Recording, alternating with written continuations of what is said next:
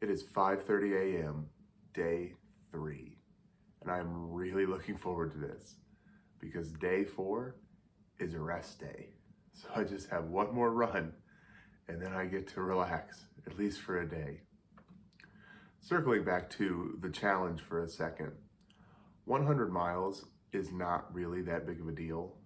I think that a lot of regular runners do 100 miles a month pretty regularly. Probably doing 40, 50, 60 a week is not that big of a deal for people who run a lot. Maybe not 40, 50, 60, but definitely 30, 40 a week is not that big a deal for people who run a lot.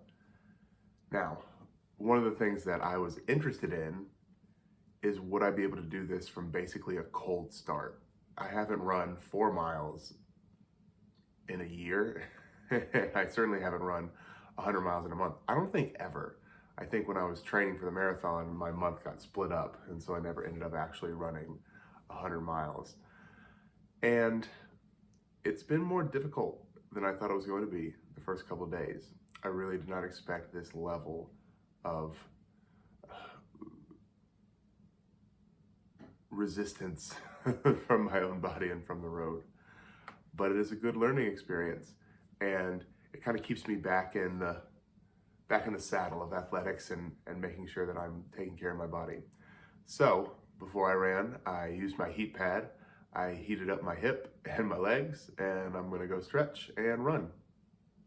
And I'll see you afterwards. Okay, you can hear the highway behind me, and I am bathed in the street lamp, which is an unbelievable aesthetic. When you run, your body can start to lock up for one of two reasons. It can lock up because it doesn't want to run and it's trying to stop you, in which case you can just push through it mentally. Or it can lock up because something's very wrong, and in that case you should not push through it. So listening to your body on a long run is a very difficult task. Sorry for the super creepy lighting, but I got another street lamp, so there you go. Alrighty, time to get back home. And we have a day off. I'm so relieved. It's funny how relieved I actually am to be able to relax tomorrow. And not relax because it's all about injury prevention. I know that there's some stuff I have to do. My hip really responded to the heat. Yesterday, it was really locked up, my left hip, and that comes from my IT bands are tight, my, one second, hamstring. I had to do the quad hamstring thing. My hamstrings are tight. I have to do a lot of hip mobility stretches, and when I start running, it just doesn't catch up quick enough. So I've been having some hip problems, but I've been keeping the heat on it, and that's been really, really nice. And keeping that ice on my ankles. I want to stress how difficult this challenge is because I'm about 280. I'm probably about 280 right now. Hopefully I'm 275. I'm probably more like 285. And the reason I don't know is because I'm also doing Whole 30, and you're not allowed to weigh yourself while you're on Whole 30. So we'll know soon enough. So moving that much weight, jogging, is quite a proposition. And that's one of the reasons I wanted to take this on, is because this is more of a unique challenge for a big guy. It's not really that difficult of a challenge for a runner. So to alleviate that, I got fresh kicks. I got the New Balance 880s. What's this? Let's see this. Where do they got it here? You got that 880 A11 New Balance. Size 13 2E. Check that. Fresh out of the box today. You know, it's funny because you don't feel it while you're running, but yesterday I felt a lot worse after. It's such a delayed reaction for the new shoes. So if you're a big guy especially and you want to hit the streets, get yourself a pair of New Balance, really, because if you're a big guy and you're not rocking New Balance, what are you even doing? What do you got on? I know it's not Nike. Mizuno, Asics, forget about it. Go New Balance. I'm sure this is true for the youth, for when you're 21 and younger, but it seems, especially for adults, we keep learning the same lesson over and over again and it doesn't really sink in.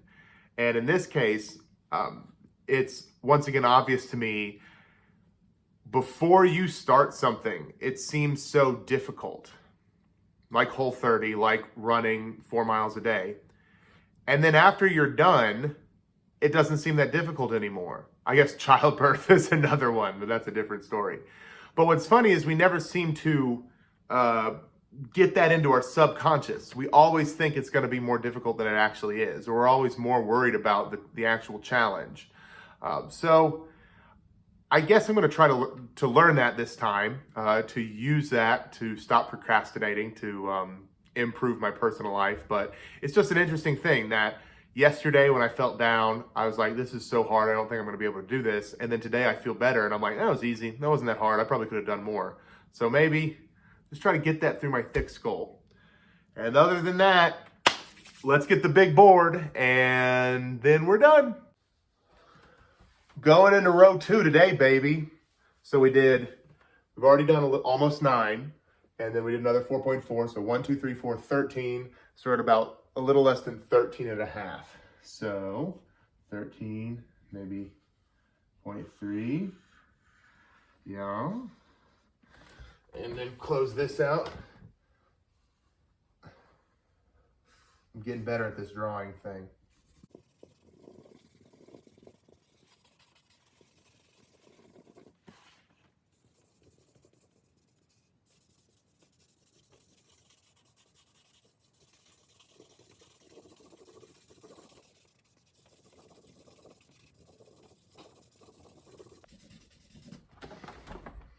That'll do. A little over 13. We're moving on. That's it for today. Tomorrow we have a day off from running, but I will get on and talk about the stuff that I do for injury prevention and recovery. I might wax a little more philosophical about running, especially running as a big guy in general. Any questions, leave me a comment. I'd love to discuss more about what it's like to run as a big guy, what are some of the pitfalls if you're going to try to get into running, and some more stuff about this 100-mile challenge. That's it. Have a good one.